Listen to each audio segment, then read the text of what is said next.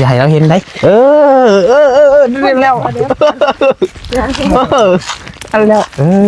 เรานั่งอยู่กินนั่งเลยเห็นเลยเสร็จนั่นได้พี่น้องเลยเบิ่งสิครั้งแรกยังไงก็ไม่เข้าใจฮึบเอาฮึบ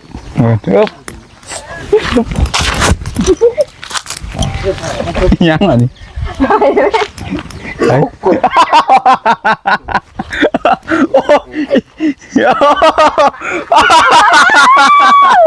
โอ้ยจากใจดวงนี้ที่มันละเมอคิดถึงเธอไม่มีวันเปลี่ยนแปลงงานนี่ตัวเห็นไปยังกับลุงหนวดบ่ไปเอาบล็อกลงวิธีใหม่เพิ่นซื้อบล็อกมาให้เลยโดย500 ก้อน500 ก้อนโดยแสดงว่าตอนนี้นี่เช้าก็ได้แล้วบล็อกก็ได้แล้วโดยน่าสิพ่อจักกันก่อเอลเทคานนี่เนาะน่าจะได้พี่น้องเอ้ยสมมุติว่าได้ยังเหลือแต่งบปูนบัดนี้เนาะยังเหลือปูนกับเฮทรายโดยแล้วก็ค่าสร้างค่าตั้งเสาเนาะโดย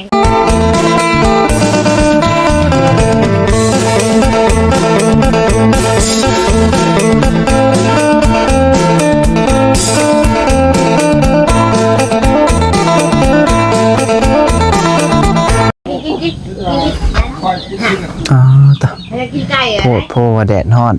อีนี้เหรอพี่น้องเอ้ยเนาะแดดช่วงบ่ายๆพี่น้องช่วงแรงๆแต่ว่ามื้อยังไข้ก็ว่านี่ยังสีลมๆแน่ลมมาเป็นช่วงพี่น้องเนาะ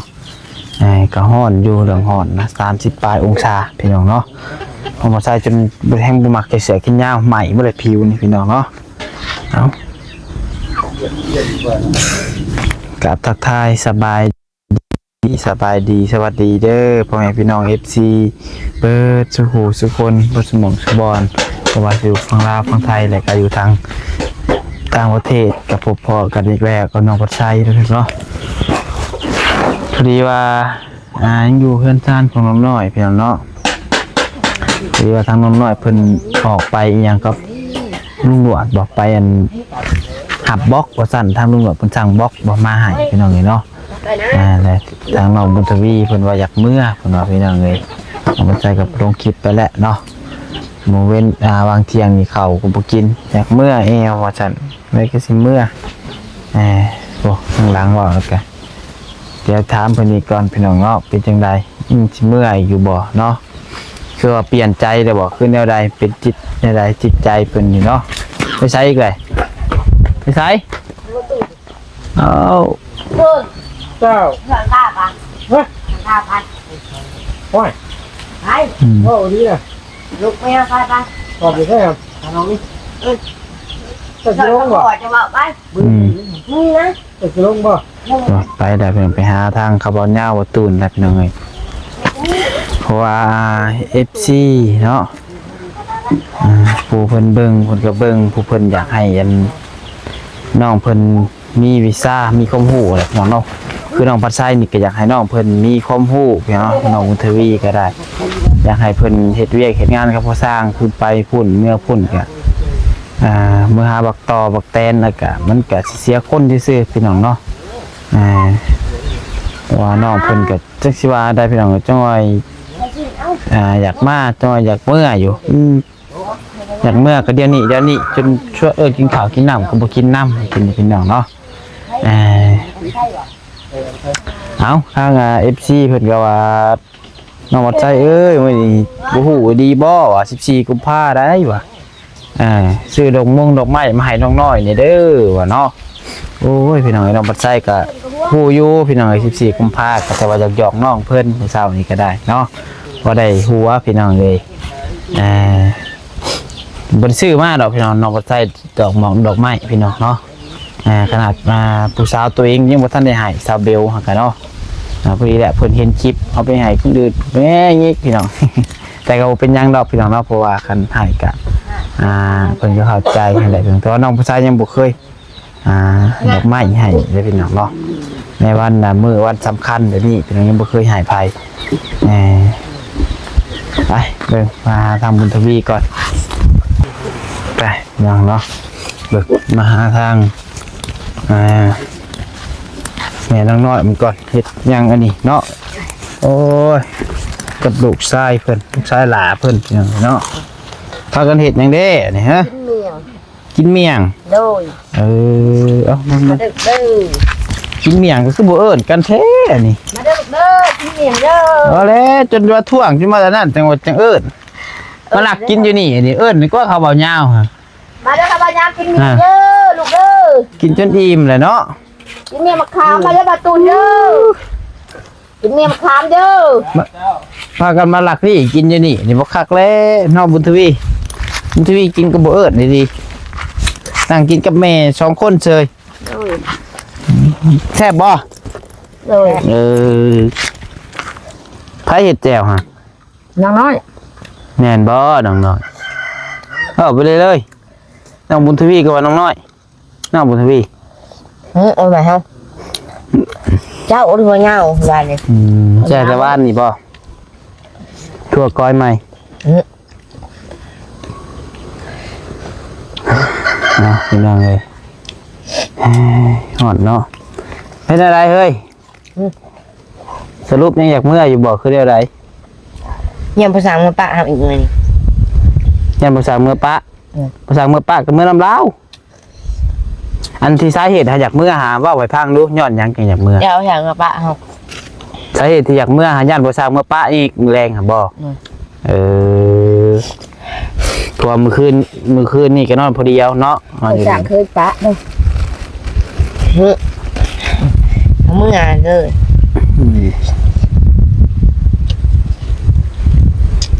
อ้าวเราก็ถามอยู่เด้มือวานนี่ก็จะเสียอธิบายให้ฟังก่อนหน่อยหนึงพี่น้องเอ้ยมือวานนี่ทางบ่สร้างเราก็ถามว่าบุญทวีสีเมื่อน้ำพอบ่คือว่าสีเนี่ยใดเดี๋ยวเจ้าก็จะเว้าน้อยใดมือวานนี่ ให้ละเมื่อ จะให้ละเมื่อ อีกเอาไปจะให้ละเมื่อ แล้วพอมีน้องบ่ใส่เห็นคอมเมนต์อยู่เพิ่นว่าใส่ก็ย้อนว่าพอสร้างนั่นแหละป้าถิ่มน้องบุญทวีเพิ่นว่าจังน้องเพิ่นจังบ่อยากมาเพิ่นว่าเอาเมื่อวานนี่พอสร้างเราก็ถามอยู่พี่น้องเราบ่แม่นว่าเราสิเมื่อปะแบบว่าบ่ได้บอกบ่ได้ถามเราก็ถามจุบเจือเลยพี่น้องเนาะเลยถามน้องเพิ่นน่ะแล้วน้องเพิ่นก็ที่แรกเพิ่นก็อยากเมื่อนํแต่บัดนี้เพิ่นว่าทางบ่ตูนไปลมไปลมมาแล้วบัดนี้เพิ่นว่าเมื่อโลดให้บ่สร้างเมื่อโลดเพิ่นว่าอนุญาตให้เมื่อ นี่บ่ให้ละเมื่อนะ มื้อนี้บ่ให้เมื่อ บ่ คันเมื่อก็ต้องให้เมื่อนํกันเราว่าเราสิเมื่อบ่ล่ะเว้า น้ำหมูได้ยินแต่ปัญญาว่า ให้เจ้าอยากเมื่อน้ำขันเมื่อ เลย เพราะว่าตอนต้นเที่ยงเขาก็บอกให้กินข้าวก็บ่กินไปเฮ็ดเวียกซะแล้วก็บ่เฮ็ดอยากเมื่อเดี๋ยวนี้พี่น้องเอ้ยโยแปลกเลยเนาะเที่ยวเมื่อยังบ่ฮอดมื้อซ้ำมาเมื่อวานนี่ก็มาวานนี่ก็ตอนเที่ยงเนาะ เลย มาฮอดเมื่อวานนี่ก็จากเมื่ออีกตอนเที่ยง จากมือบ่ลูกเอาภาษาอะไรมือเมื่อ กับพ่อเข้าใจอยู่พี่น้องเอ้ยตัวนี้ก็น้องเพิ่นก็ได้ก็คือทางพ่อสร้างคะแนนว่าพ่อสร้างบ่อยู่ก็เพิ่นก็บ่อยากอยู่เพิ่นได้นั่นแหละพี่น้องเอ้ยเพราะเพิ่นติดพ่อสร้างมีแต่บัดนี้ก็ตามติดกฎแล้วรถบัดนี้คันเราไปใช้แล้วไปรถไม่แต่เราไปถ่ายก็จะให้จะปล่อยให้เราอันมีโอกาสเราไปถ่ายกันอย่างไปดมน้ำเล่าอ้าวเห็นได้เสร็จแล้วนี่บ่เชื่อพอช้างเนาะ นี่หน่อยก็เห็ดนี่แหละอดเห็ดทางน้ำให้มันแล้วก่อนฮอนสองฮอนซ้ายช่วยเล่าสรุปบ่เมื่อมื้อนี้เนาะบ่อยากเมื่อแล้วคันบ่สร้างบ่ใส่แล้วไปน้ำเล่าโอเคอย่าเปลี่ยนใจอีกได้ไอ้บริมาส่งได้ตัวเว้านั่นนี่อยู่ปีนไปปีนมาอยู่ ที่อ่านมาชงนี่เนาะ ไอ้บริมาส่งได้ส่งให้ก็ซื้อให้3-3 เซนหนูให้มันคุ้มกับส่งเอาชื่อให้นี้ให้ได้ตั้งใจซื้อให้ย่านว่าพอเป็นกำลังใจให้น้องให้นุ่ง ปัญญาเราคือมาปัญญาเราคือมาจะคือ มาใส่ มากินสุ่มนี่สอนปะไปสอนปะ สอน น้อง อู้ก็สอนว่านชื่อนี่สอนเดือนปลาบ่รู้วิสอน แต่สอนได้พาเมื่อสอนน้องง่ายคุณ สัตว์ตะขอปัญญาว่า น้องง่ายบาท ตะ เดี ข ย อ ว ใหญ่ป่ะเราเห็นวันเนี่ย น้องนี้ฮะ เออ โตนะฮะแล้วโตนปล่อยไปตอนนั้นแหละใหญ่ยูซ้ำดำผ้า มันยาวกว่าสามหัวพี่ ซ้ำกระตุกเนี่ย สามหัวนี่แหละว่า ดูเบอร์แล้วซ้ำหัวน้องน้อยไปใส่เลย น้องน้อยไปกับลุงหนวดหรือว่า มันเคยขืนได้ใช่ กินให้เบิ่งดูน่าบอกกล้ากินมะเขือ เจ้ากินก้อนจะเป็นอะไร บอกกล้ากินยังวะกินกับยังบุกินลาบก็ยังบุกินตำมะเขือยังกินอยู่ตำมะเขือจังตำ ตั้มปะ มะเขือใส่เห็ดเพื่องบ่ตำ บอกเคยได้ตั้มเคยจะเห็ดเพิ่งแม่แห้งยันเบื่อ ฮะ แม่แห้งยันเบื่อ อ้าวตำมะเขือก็เห็ดใส่กับเห็ดเพื่องหมดสิเบื่อ แม่นี่ได้ยันเบื่อ เอ้ ไม่ ย เบื่อ แห้งแซ่บเลย เออ บ่เคยกินบ่น่ะเอ้าสั่งบ่เคยใส่ตำมะเขือใส่เห็ดเพื่อง เฮ็ดเพิ่งแม่ก็ไปกิน เจ้าบ่กินเห็ดเพื่อง บอกแม่บอกกินแม่บอกมี อ้าวจังว่าอะไรล่ะคุณตุ้ยเห็ดเพื่องแม่ก็บ่กินล่ะเวลาแม่บ่มีโอ้ย นี่เลย ใช่ ฮะ เข้ากันแล้ว คักแล้วสมวยแล้ว เริ่มมันปวดหัวน้ำเฮาก็ สภาพบ่ เมื่อลบกันตำแหน่ง ว่าเมื่อคืนนี่ก็ได้นอนนำกันบ่คืนนี่ฮะช่องไม่ลูกนี่ โดย นอนบ่อนเดียวกันคุณทวียันพีบอกไปนอนอเมแฟน เป็นอะไร งานเขามานอนร้าแวะ ได้ยินแต่น้องน้อยว่าสุพังว่าเมื่อคืนนี่บุญทวีมานอนอเมครับพี่ว่าญาติพีบ่ว่าจะมานอนอเมวะคือว่าไปร่วมกันทาได้คือว่าถือข้อกันแท้ ต้องมีสัญญาณเลยมานอนแวะ แต่ว่าจะข่าวทั้งเมย์จ้านี่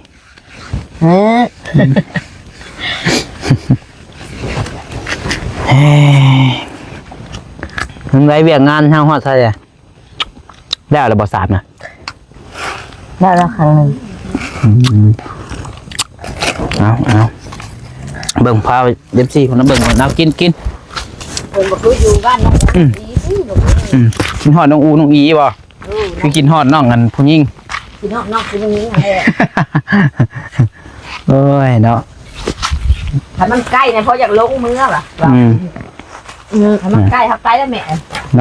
อนอยู่นี่เมนุ่งน้อยเพิ่นเลย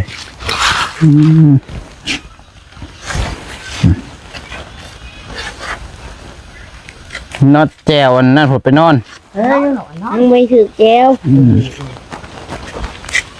เห็ดแจวเฮียไปนอนทับเอา มึงไม่ถืออ้าวไม่ถือได้ มันไปถือบ่ มึงไม่ถือ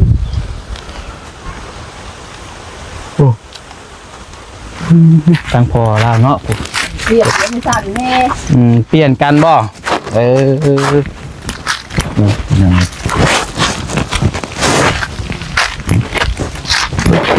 ปุ๊บ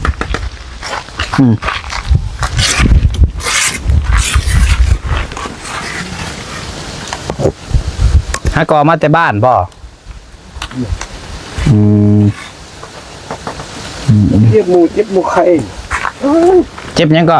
แล้วหมูเจ็บหมูไข่เมาบ้างบ้าน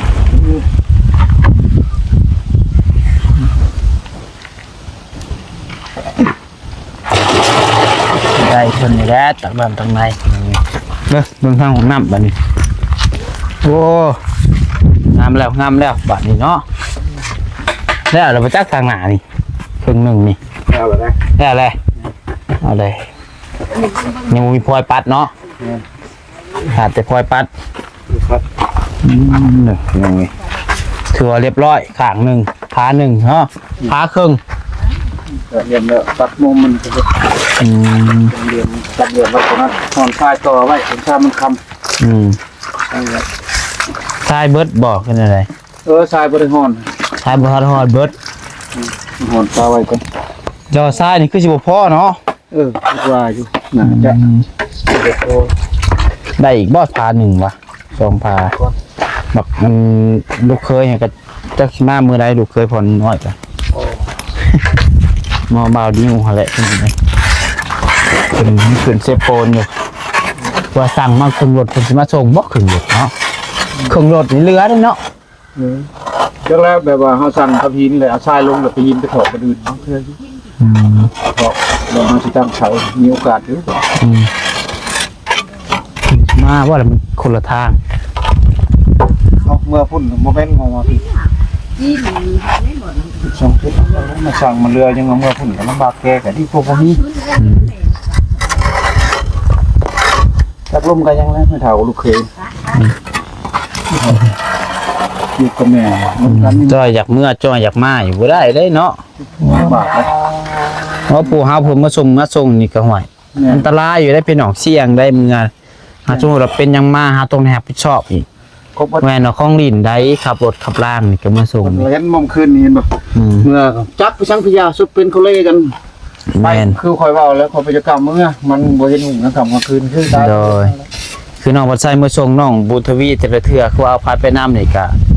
เป็นหันเป็นหนีมานี่เฮาบ่ได้พี่น้องเป็นผู้รับผิดชอบหนึ่งคือเฮาเฮ็ด YouTube นี่ FC ก็สิด่าเฮาอีกนี่เพิ่นสิห้ายเฮาอีกว่าเอาน้องไปเฮ็ดหยังจังซั่นจังซี่อีก โอ้หลายอย่าง เฮาผิดเบิดนะคะแนนว่าเป็นหยังมา เป็นแบบประช่างนี่เลย แม่น ไปมันก็เว่าให้ คะแนนว่าเฮามันแต่เฮาก็หวังดีแต่ว่าคันมันเป็นหยังมาเลยเพิ่นบ่ได้พังเฮาได้พี่น้องเอ้ยนี่ก็เที่ยวเมื่อเที่ยวมาบ่ฮอดมื้ออยากเมื่อแล้วบ่ได้เด้เป็นต้องให้อยู่แหละพี่น้องเอ้ยมีแต่ว่าพอสร้างพอใส่ก็ไปนำบัดนี้คันพอสร้างเมื่อก็เมื่อนำ เอาแบบนั้นล่ะ พอสร้างไปถ่ายก็ไปนำอย่าให้ห่างเฮ็ดได้ซะเนาะ ได้ ต้องแนวนั้นเด้พี่น้องเอ้ย ให้โอกาสเบิดลูกจะให้เป็นให้ได้ชาเฉพาะมันคือได้มันแบบเฉพาะน้ำเจ้า ว่าเพิ่นเฮ็ดเวียกก็เราก็บ่ได้บังคับเรื่องบังคับมาพี่น้องแต่ว่า FC ผู้เพิ่นเบิ่งเพิ่นก็เบิ่งออกคือกันเฮ็ดก็น้องเพิ่นก็บ่ได้เฮ็ดเต็มที่ปานใดพี่น้องเอ้ยเนาะเพิ่นอาจสิยังบ่ช่วงไข่บ่คือว่าแนวใดเฮ็ดก็มันยิบมันย่อยหั่นแหละเนาะจับๆทูๆไทยๆไปพี่น้องเอ้ยก็ดีกว่าบ่นั้นดีกว่าเมื่อแต่ว่าแม่นแต่ว่าน้องเพิ่นก็ยังบ่ได้เฮ็ดเวียกเต็มที่มีแค่เวียกมันก็สิมีจังเวียกก็มีแต่ผสมปูนสำนัก พุ่นก็อยู่ผม ผสมปูนห่อนทรายตั้งน้ำกับบริตักอันนะพี่น้องเอ้ยนี่คือว่าวให้ฟังคร่าวๆคือน้องเพิ่นก็บ่ได้มาเวียกสินักสินาเนาะก็ซ้ำเพิ่นเฮ็ดได้อยู่ซื่อพี่น้องเอ้ย งานมัน แต่ว่าก็คือว่าวแม่นแต่ก็คือว่าวย่านนั้นหนึ่งบ่มีสัญญาณแล้วก็เกิดแหละมันบ่มีสัญญาณคือน้องปัดไซนี่คะแนนว่าบ่มีสัญญาณนี่ก็อยู่บ่ได้คือกันแต่ตัวนี้น่ะสิมีส่วนเกี่ยวข้องนั่นเองคันนอนซ้ายได้นี่ต่อข้างได้บัดนี่ม เอาหลังแล้วจะขอให้รับเรียนไว้ก่อน คันนอนซ้ายได้นี่แล้วนะทางนอกนี่เนาะซ้ายบ่ทอดบ่ได้ไปเลย นี่คือตัวคนจะเอามาเพิ่มทีนี้เด็กง่ายคนแล้วมาเพิ่มมันถึงยากแรกง่ายนี่แล้ว มันยากรถน้องก่อนระบบเข้าหลายคันบอกคันเฮานอนตั้งชุดกับบ่รู้ เลย จะมื้อนึงว่าให้แดนนึงลูกก็บ่เข้าใจกับงานแทนที่สิมาคอยเฮ็ด คันตั้งใจเฮ็ดแล้วก็ไปมันก็ได้เงินไว้พี่น้องแล้วไว้ก็ไปไว้ได้เงินไว้ รอแล้วสมผู้เดียวนั่นแหละทีโยนำพอเพิ่นช่วยนำเด้ ยังมีคนตักน้ำให้ฉันเลยเอาซะพี่น้องเอ้ยเดี๋ยวอันถ่าทำน้องน้อยเพิ่นมาก่อนพี่น้องเนาะเดี๋ยวโจกกองไว้ก่อนเนาะเดี๋ยวจังว่ากันพี่น้องเอ้ยน้องเพิ่นเข้ามาก่อนเด้เอาพี่น้องเอ้ยเนาะพวกทางน้องน้อยเพิ่นมาแล้วมาใช่นะ ได้เด้อ โดยมาแต่ไส ไม่ ฮะคือมีดอกไม้พร้อมบานนี้ เอาให้เอาไปให้แม่ ไผเอาถามก่อนแพ้วหายตัวนี่ หมายแล้ว เมายาว แม่ แล้วชายพ่อเอาไปให้แม่บัน ให้ใส่พ่อไปให้แม่ เด้อ เบิ่งถามพ่อก่อนดูจะเคยเอาไปให้ลาวอยู่บ่ตั้งแต่อยู่นำกันมานี่เคยเอาดอกไม้ให้เมียอยู่บ่บ่เคยจักเทื่อ เจ็บแขนว่าบ่ได้ เจ็บแค้วเอาไปให้เราดูไปเซอร์ไพรส์เด้อดูเสียงไปเด้อเสียงอยู่ทางหลังไปอย่าให้เราเห็นได้เรียนแล้วเอาแล้ว แล้วนั่งอยู่สินั่งเลย เฮ้ยเห็นเลยเสร็จนั่นได้พี่น้องเลยเบิ่งคุณ ครั้งแรกอะไรที่ยังไงก็ไม่เข้าใจ ฮึบ เอา ฮึบฮึบยังเหรอนี่ไป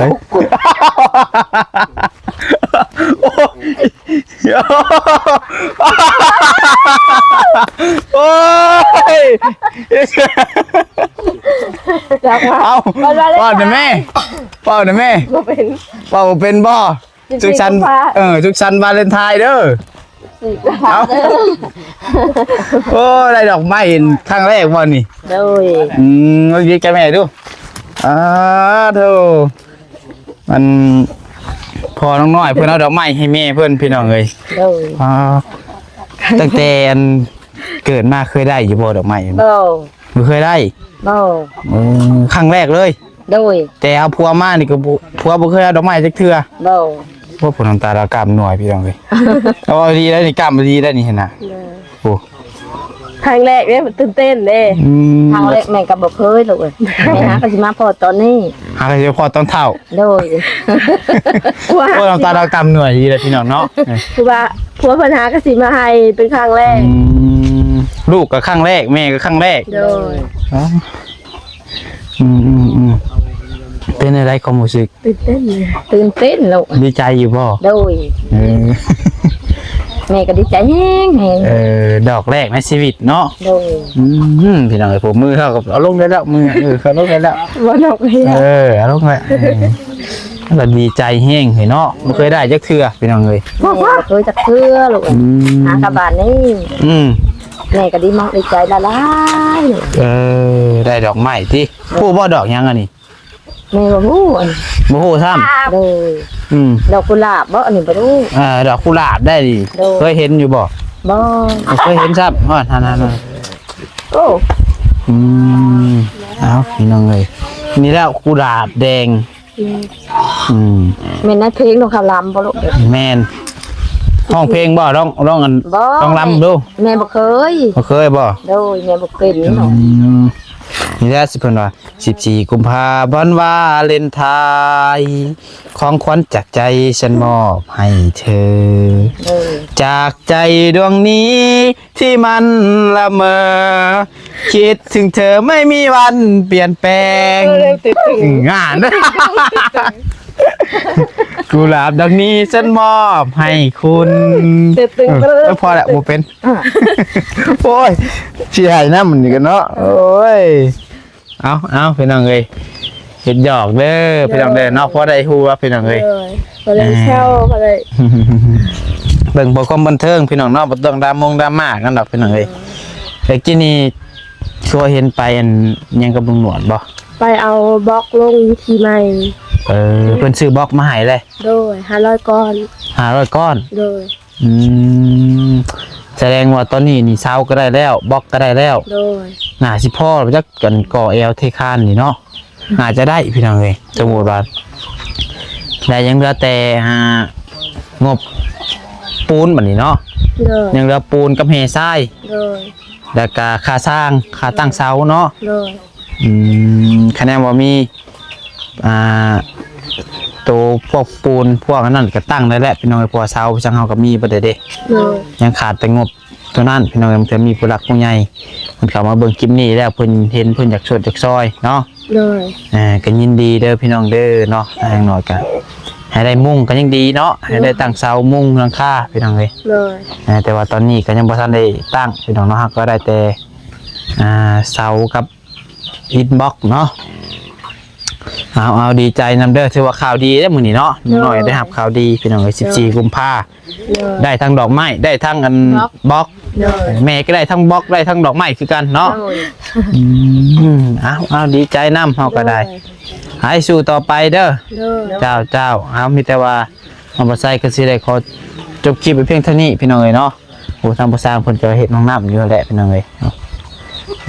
เดี๋ยวสิได้ขอเดินทางกลับก่อนบัดนี้เด้อ โดย เพราะว่าเมื่อตะเว้นแน่พี่น้องเอ้ยมื้อนี้